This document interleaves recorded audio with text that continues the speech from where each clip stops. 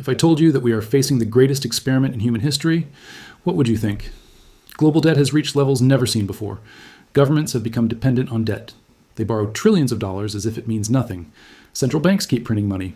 The situation is no different for household and corporate debt levels. Families see debt as something normal and harmless. Yet most people are not even aware that they are part of an ongoing experiment.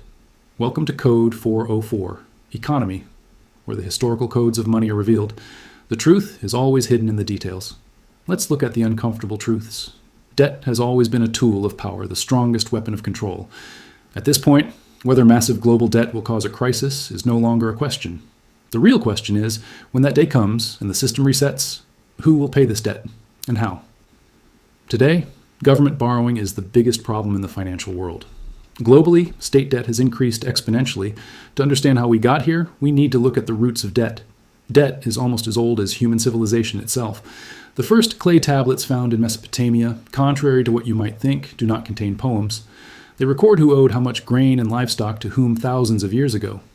In early societies, debt was not seen merely as a financial tool. It was considered sacred, and priests and kings oversaw it. At times, large-scale debt forgiveness was implemented to prevent the complete collapse of social order. Debt is a great power, but too much of it is a great danger. Ancient rulers understood that a society could not be enslaved by debt forever, because the system would inevitably collapse at some point. After the Renaissance, debt evolved from grain and livestock into gold. Kings and popes borrowed vast sums to finance wars and build empires, but debt was always risky. Spain, enriched by the silver brought from the New World, declared bankruptcy 4 times in the 16th century due to excessive borrowing. No matter how wealthy they are, even empires with treasuries full of gold can drown in debt when ambition exceeds reality. Debt had become geopolitical. Wars were financed by debt. Debt toppled dynasties and redrew maps. The modern debt explosion began in the 20th century. After World War I, countries were left with debts they had no realistic way of repaying. Germany was burdened with heavy reparations under the Treaty of Versailles. Economists of the time warned that this burden was unsustainable and would lead to instability. They were right. In the early 1920s, Germans carried wheelbarrows full of paper marks to buy a loaf of bread. This was the real outcome of unpayable debt. Then came 1944 and the Bretton Woods Conference. The financial system of the modern world was shaped there. At the end of the war, the United States held 2/3 of the world's gold and became the rule setter. Gold was fixed at $35 per ounce. Other currencies were pegged to the dollar. The apparent goal was stability. From then on, countries' debts, government bonds, and economic calculations rested on the promise of U.S. discipline. For a while it worked, but the temptation to spend more, and therefore borrow more, was always there. In the 1960s, as the cost of the Vietnam War and domestic spending increased, the U.S. decided to print more dollars than it actually possessed. When foreign governments realized this, they began exchanging worthless paper for gold. In 1971, with a single sentence, Richard Nixon ended the dollar's link to gold. The gates to unlimited debt were opened. Governments could borrow and print money limited only by the trust they inspired. With gold removed from the system, central banks gained the ability to manipulate interest rates. This is how they controlled the economy. When growth slowed, low interest rates invited borrowing. When crises emerged, more debt was created to fill the hole. By the 1980s, public debt had expanded massively. Leaders like Ronald Reagan and Margaret Thatcher justified this through defense spending or economic reforms.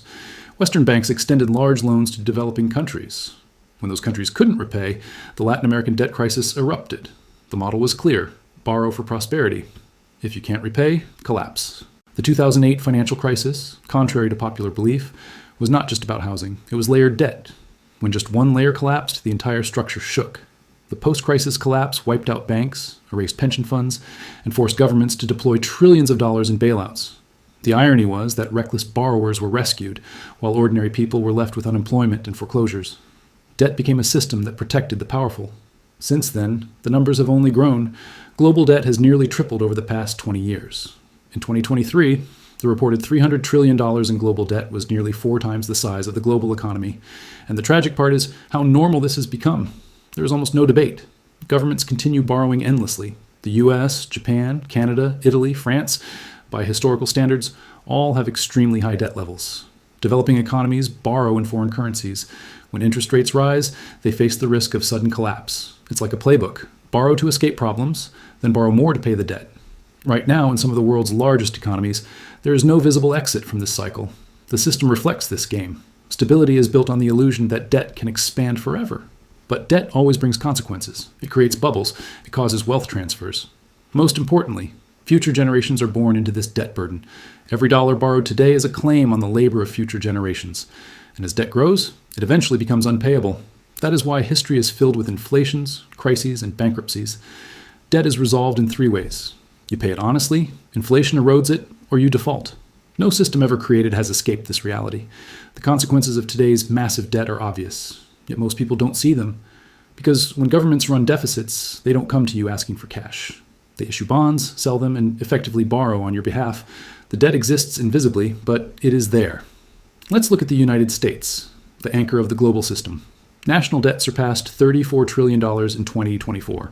This figure has become so abstract that it's hard to grasp what it really means. It has reached a point where interest payments alone rival defense spending. In other words, the world's superpower is borrowing more money just to pay interest on existing debt. The US is not alone. Across Europe, countries like Italy and Greece have debt-to-GDP ratios exceeding 100%. In China, the debt explosion is hidden within local governments and state-owned enterprises. Politicians love debt because it buys time. At the end of their terms, they face elections again. Raising taxes angers voters. Cutting spending angers them even more. Borrowing is the easiest option, fixing the present moment without anyone noticing. After all, future generations will deal with it. This is an illusion. When interest rates rise, the burden becomes visible. Since 2022, as central banks around the world raised rates, this is exactly what we saw. Debt servicing costs suddenly surged. Governments faced tight budgets. Households confronted rising mortgage payments day by day. Debt, when it wakes up, is lethal. And despite all this, as risks continue to rise, debt is still marketed as the key to prosperity. The greatest lie of modern finance is that debt is free, limitless, and safe. History says the opposite. A brief look at economic history makes it clear what to expect. When debt exceeds reasonable limits, escape becomes nearly impossible. The first path is inflation, reducing the value of debt by devaluing the currency. This is already happening. When prices rise by 10%, your savings lose 10% of their value. But the government's debt shrinks by the same amount. The second is restructuring, acknowledging that debt cannot be repaid and renegotiating terms. We saw this during the Eurozone crisis in Greece, where bondholders were forced to accept losses.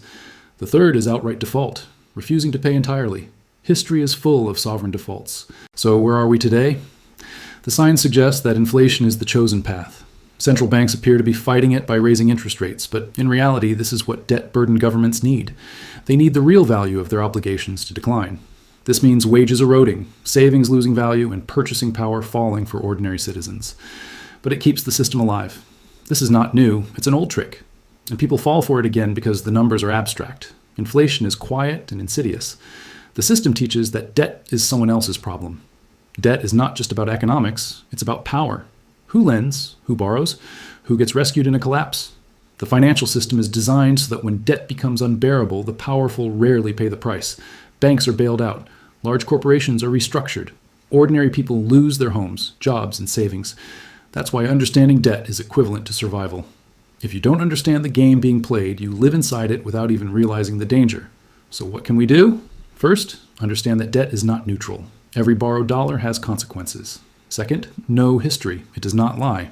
Every empire and every system ever created has faced debt, and none escaped it. Third, learn how to protect yourself individually. Acquire real wealth. Do not rely on paper promises. Owning assets that retain value through cycles means having the knowledge not to be deceived. Debt accumulates, leaders deny, crises erupt, and the system resets. History tells us this. What we control is whether we protect ourselves consciously within this cycle. If you don't understand the game, you will pay the price for mistakes you never made. Global debt is not just a table of numbers. It is a mortgage placed on our future. And if we fail to learn, it will crush us, just as it crushed every empire before us. If this video gave you a new perspective, subscribe. The answers are hidden in history's codes. We reveal them.